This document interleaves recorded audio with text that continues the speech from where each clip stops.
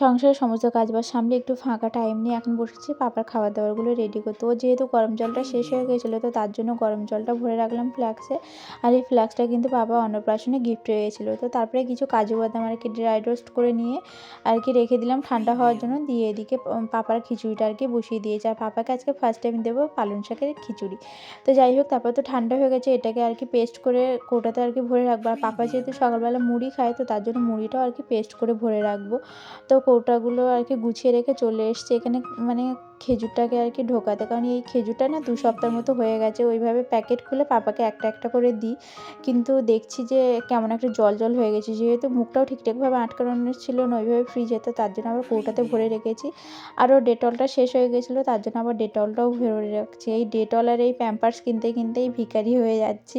তো তারপরে পাপার আজকে এসেছিলো একটা প্যাম্পার্স, তো আমি তো সবসময় লিটিলসের প্যাম্পার্স ইউজ করি, তো সেটাই আর কি খুলে দেখলাম পার্সেলটা।